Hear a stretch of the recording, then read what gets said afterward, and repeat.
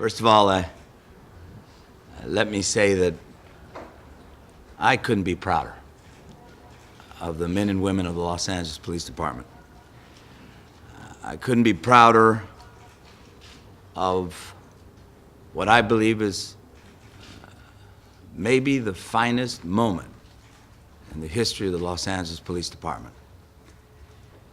Anyone watching yesterday, as I watched from the police administration building with police officers, I asked two of them who work in the Metropolitan Division if they had ever done anything quite like this. Their response was, "I've never seen anything quite like this." This was, without question, a indication of what we mean when we talk about constitutional policing. When we talk about that the Los Angeles Police Department puts as much effort in the serving as the protecting. I want to acknowledge all of the 1,400 officers who enforced the closure of City Hall Park. The closure was meticulously planned. It was part of a larger strategy that was closely coordinated with multiple city departments. It was conducted in a professional and restrained manner. Almost 300 people were arrested with a minimal use of force. There were no major injuries to the police or to protesters. The activists' fundamental rights were respected. The result was a peaceful and orderly conclusion to the encampment at City Hall. This was truly an exemplary operation.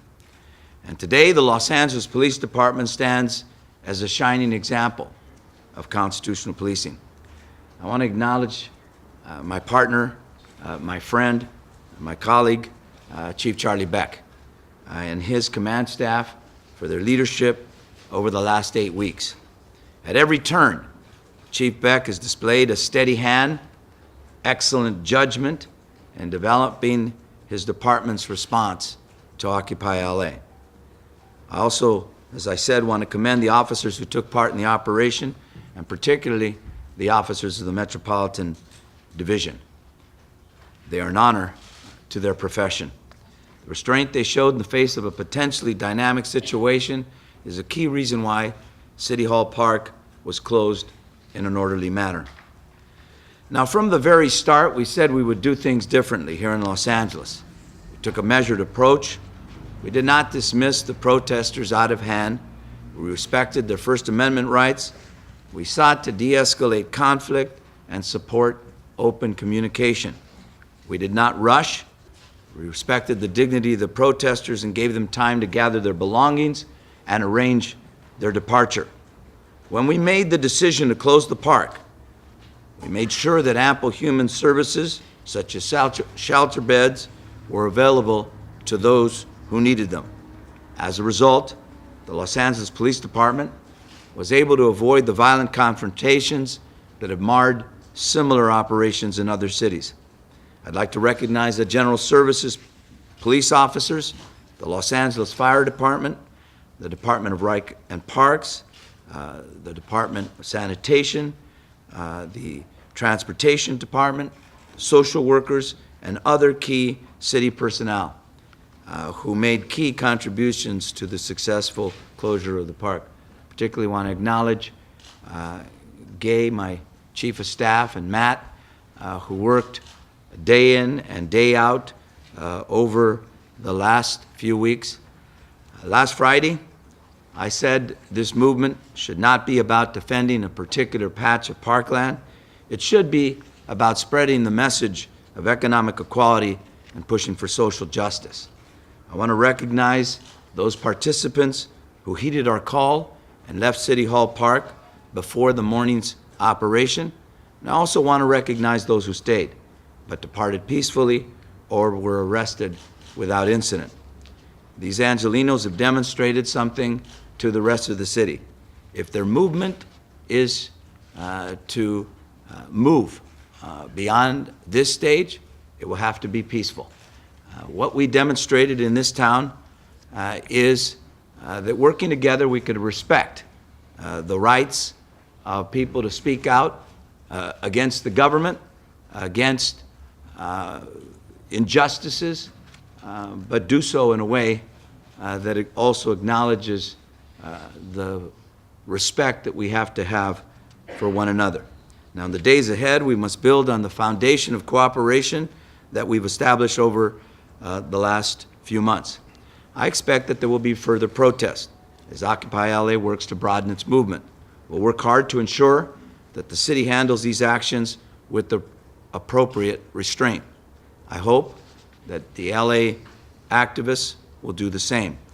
The movement's message of restoring balance to American society is too important to be lost amid clashes and conflict. Again, I couldn't be prouder of the Los Angeles Police Department in what I believe was its finest hour.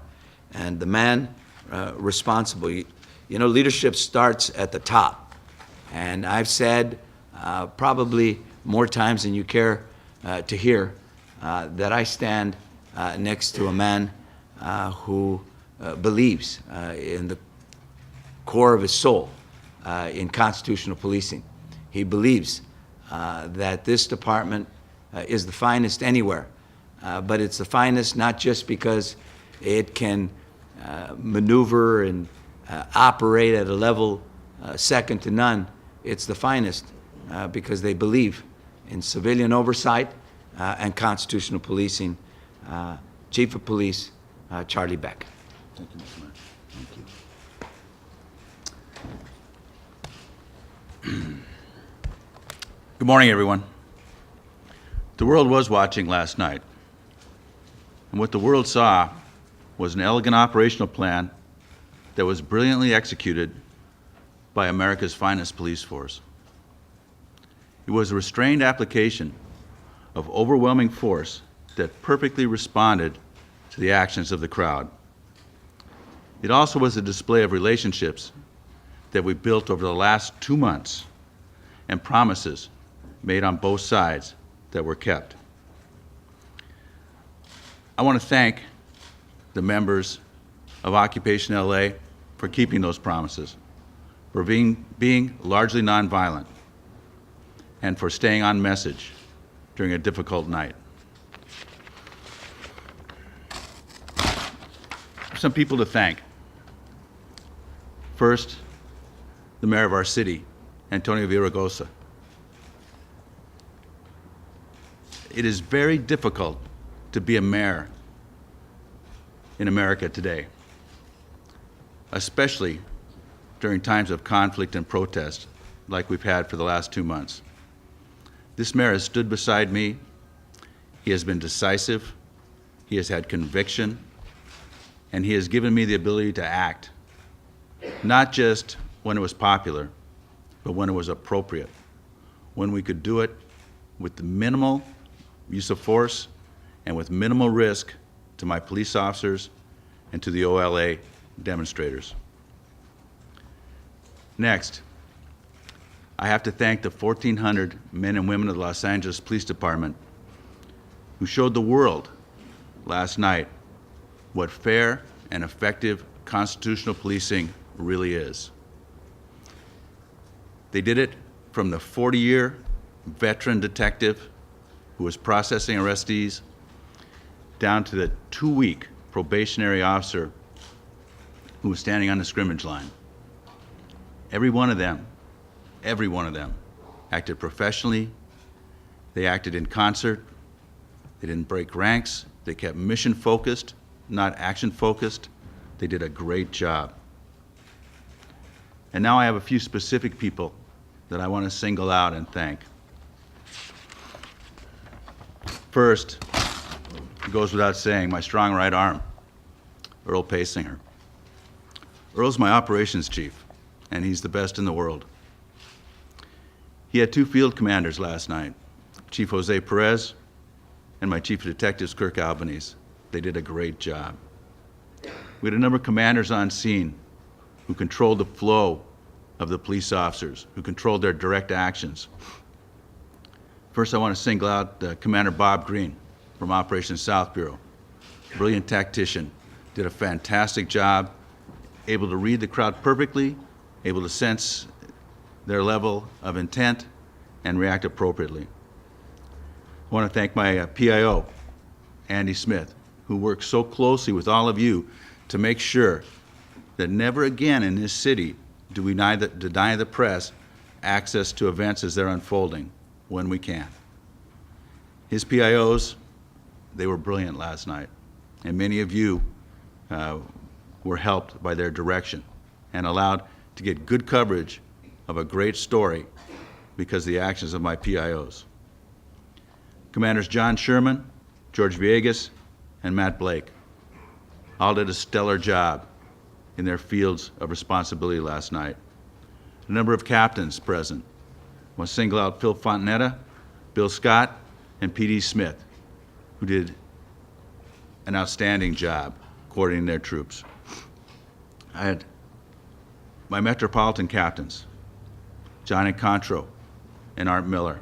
I'm going to speak a little bit more about Metropolitan Division when I conclude with these individual acknowledgments, but suffice it to say that Metropolitan Division was the glue that held this operation together.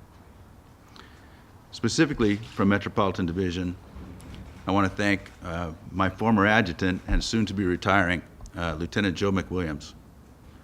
He was the one who was on the ground making sure that the protesters that had entangled themselves and made themselves ways into the trees were extracted safely and effectively. Al Passos, another lieutenant, who stood beside Chief Paysinger and made sure things went smoothly throughout the operation.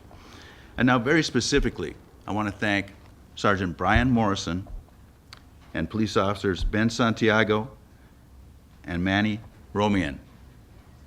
These are the individuals that devised the tactical plan that you witnessed last night. They're assigned to Metropolitan Division. The two police officers are assigned to my equestrian detail. They took the challenge to do something different, to do something better than we've ever done it before, to do something in a way that would ensure absolute protection of not only rights, but people's safety and property, and they did a great job. Metropolitan Division as a whole, I said I would talk about them. You know, they've had some tough times over the past years. MacArthur Park was without a doubt the low point. As a group, they performed brilliantly last night, and they made sure that their legacy was intact. And I want to thank every one of them. Thank you, Mr. Mayor. Thank you to the members of the media. You also did a great job last night. You told a story, you told it accurately, and a couple of you even tried to stay out of my way, so I appreciate that. Mayor? I'll do Spanish, but I know that a couple of cameras are still live. I'll take questions first, and then I'll... Mayor, you've said many times that it was no longer sustainable out there. What was no longer sustainable about it, and what decided for you that they had to close? As you said, and I think I've been quoted for weeks now, that occupying a patch of land adjacent to City Hall was not sustainable over time for public health reasons. And let me just say, anybody who went through, and a number of you were there last night, who went through that park knows it was not an exaggeration, as some had said. It was not hyperbole.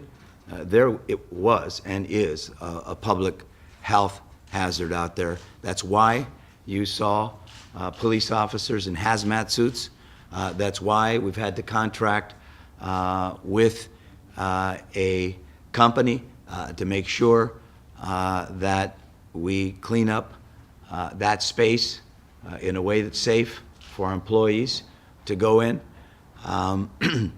In addition, it was not sustainable because part of the respect that we all want for the First Amendment is to make sure that everybody has access to City Hall steps. Virtually every day, there's somebody out there challenging the government, upset with me, calling on City Hall to do something or not to do something. The fact that there was no other access for people made it unsustainable. I think Kate mentioned in an interview I had with her, the image of little children in that situation last week made it clear to me that something more explosive could happen. And for all of those reasons and others, we made this decision. Mayor, can you comment on the cost as far as the city? I promise you, and I know a number of you have asked that. In fact, Frank asked that last night, and not being evasive, we're going to share the cost. I think the council will be asking the CAO to estimate that cost. We just don't know yet. It's upwards. Remember, different because we used restraint and because the protesters here were peaceful, we didn't use a lot of overtime like other cities. We used essentially the folks that we had working here during the regular hours. So we're not going to have the kind of overtime costs, with the exception of yesterday, that you've seen in other cities. But obviously replacing the lawn is going to cost us a lot of money. I don't have an estimate for that.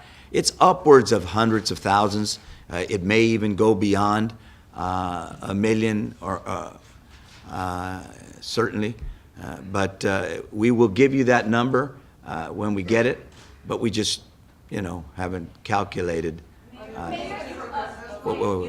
of the Sunday night non-eviction, and what role does it play in how? Carla, I'm glad you asked because I saw your article. And I thought we were pretty clear, Carla. We said we would close the park at 12:01. But we also said on Friday very clearly, for those who were present, that we would do so in a way that would not jeopardize the safety of our officers or the protesters.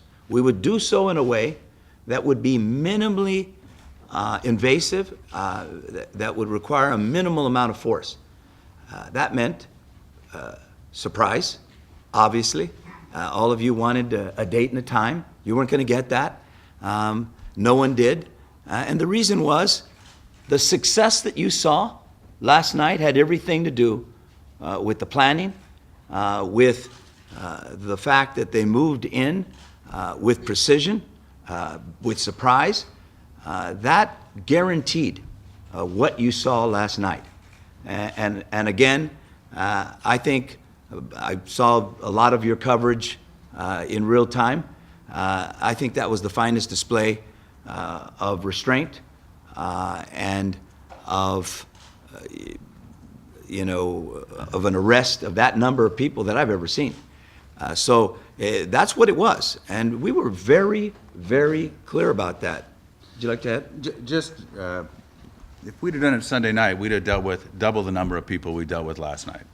Would have been twice as difficult. The surprise action would have been impossible.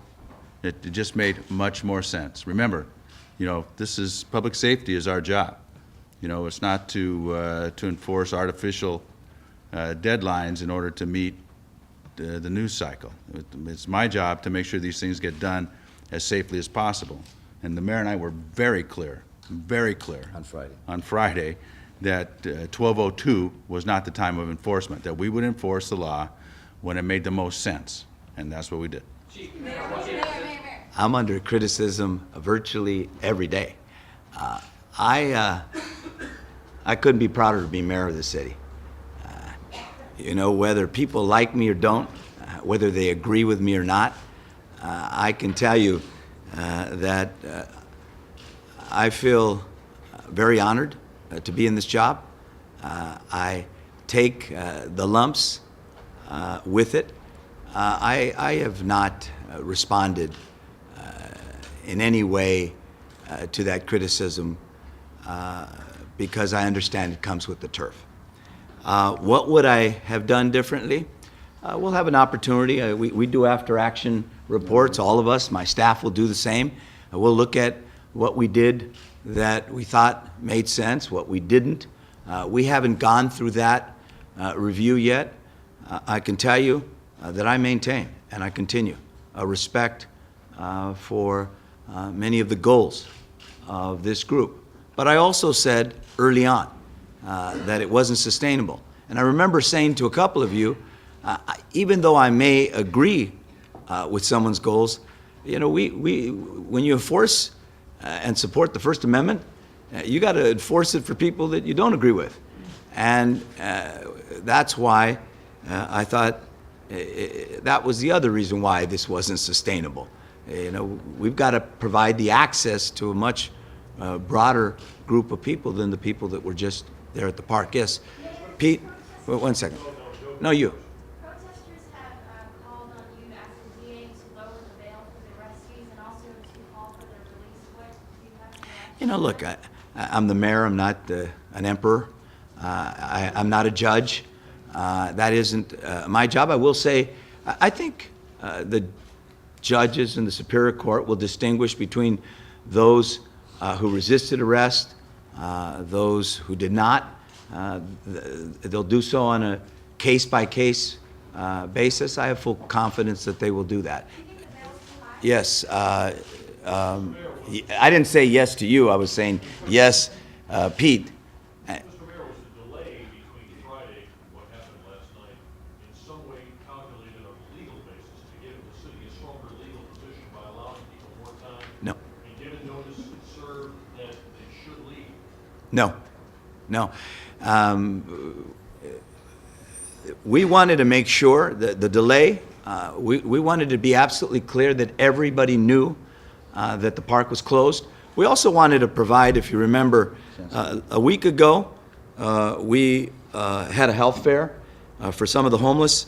Last Saturday and Sunday, we had social workers, which is why I thanked them, from the county who came in to really inform the homeless there, the families there, that there were beds that opened up on Monday, that there would be, I guess, 50 of them, that there were 870 beds opening up on Thursday.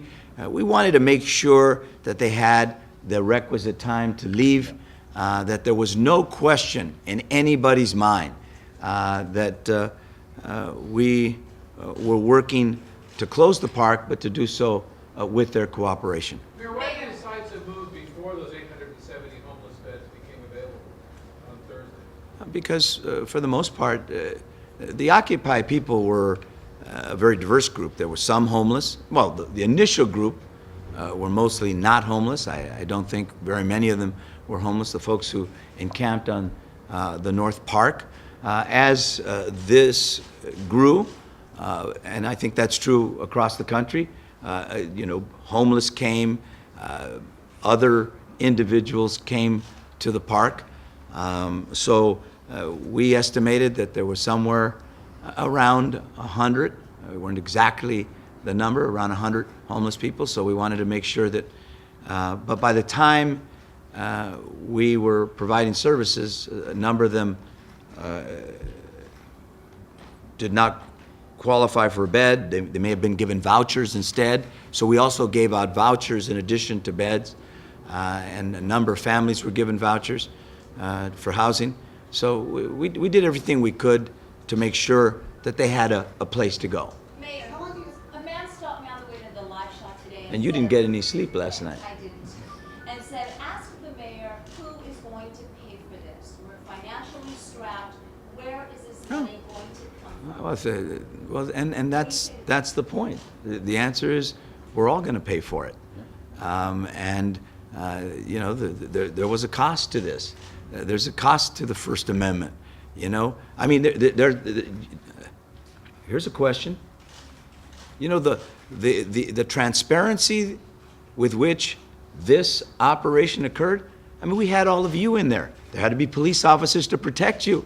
I mean, there's a cost to that for your access. You know, the First Amendment is messy. It's not always pretty. There's sometimes a cost to it. What's the cost if we deny the First Amendment to America and Americans? So yes, the answer is we're all going to pay for it, and in tough economic times. And that's true around the country. Now, again, the reason why I thank the chief and all of the folks here, General Services, we tried to keep our costs down. And again, I think it's important to acknowledge, because they were peaceful here, we were able to keep our costs down in this period much better than some other cities our size. Yes, Chief? You know, just if I can add to that, everybody has to remember there was going to be a cost. You know, this movement, no matter what the city's action or reaction to it had been, there was going to be a cost. Now, whether it was the cost of me deploying police officers every night and chasing crowds around this town, as we have done so many times in the past, whether it was the cost of vandalism to businesses, whether it was the cost of civil unrest that was spread over a long period of time, there was going to be a cost. You know, so to think that this result is somehow more expensive than all of that, you know, one lawsuit would pay for all of what we did last night. So, you know, there was going to be a cost. This has cost cities all over the nation. No matter how they handled it, no matter what way they decided to deal with this, there was money involved. So I think it's false to criticize this as being costly. I think this was maybe one of the least expensive ways to do this. Yeah, and you know, when in cities across the country, when the cost is ultimately calculated, the cost of the lawsuits will be part of that calculation. Again, I think what we should all be proud of, and even some of you who have to be, you know, non-biased and impartial. I mean, I saw your eyes wide open as you watched our police officers and the restraint that they displayed and demonstrated. Not just today, by the way. Last week at the Bank of America, this was an amazing display of constitutional policing at its finest, and community policing. And let me speak to community policing, because the chief, his police officers, General Services, my staff, have been there for 68 days talking to these people, respecting them, you know, trying to diffuse the tension, the natural tension that occurs in these situations. It's a testament to all of them, and that's community policing at its finest. That's what community policing is all about. And I think we saw community policing, you know, displayed in a very unique way over not just yesterday, but over the last 68 days. I'm going to take a couple of more questions, and then I got to do Spanish. You mentioned early on about the children at the camp. I was there the first week and there were children at the camp.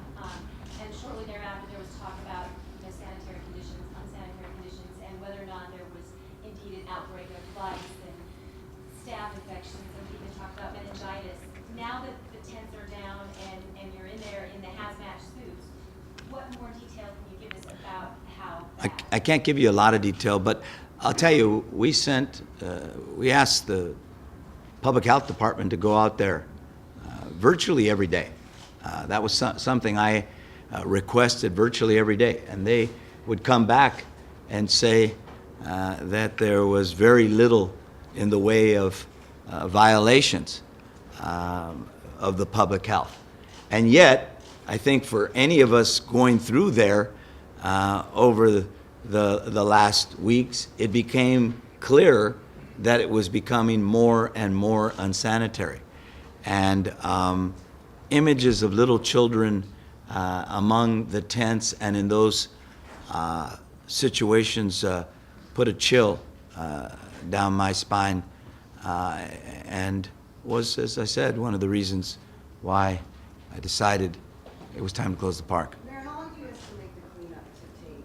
For the Well, is it, talk about amazing sanitations here. I mean, they've been, and traffic, I mean, they've been working throughout the night. The place is now completely fenced. They'll take, you know, I can't tell you exactly how long it's going to take, but I can tell you they're moving at a speed. And again, that had a lot to do with the coordination of these departments. If you saw Park, you saw Muckery there, Park and Recs was there, sanitation was there, the fence is there. We had planned this out. There was a police plan, and there was an overall plan coordinated, which is why I acknowledged Gay and Matt and the others who really did an incredible job. I think they had a staff meeting at 6 this morning, even though they stayed up most of the night. And a number of these people, the general managers who are here, have been working around the clock to make sure that all of this went with the precision that it has. I'll take one more, and then I'm going to do Spanish. Policy goals. One, responsible banking ordinance, moving to the council now. Do you support that? And recently, today, they called for a national moratorium on foreclosures and have asked you as the president of the U.S. Conference of Mayors to do something on that, speak out on that. Can you speak to that as well? Yeah, I've said for some time that if a responsible banking ordinance gets to my desk that doesn't undermine the financial integrity of the city of Los Angeles, that I can support that, and that I will. What I can't do is support any ordinance that would put us in a position of having to make decisions that we are not qualified to make. And I think the council understands that as well. And so I expect that when a responsible banking ordinance comes to my desk, it will respect and protect the financial integrity of the city of Los Angeles. With respect to foreclosures, hey, look, how many press conferences, everybody, have I been out there challenging this broken system that has allowed now more than 30,000 families in the city of Los Angeles to lose their homes. That's why I've stood with Kamala Harris, the only attorney general with the courage to say, this deal's not good enough. We need to protect our homeowners from eviction. The astronomical cost to families in this city and in cities around the country is one that we cannot bear. We are already on record already on record calling on the federal government to do something more affirmative and the Congress to do something more affirmative with respect to foreclosures.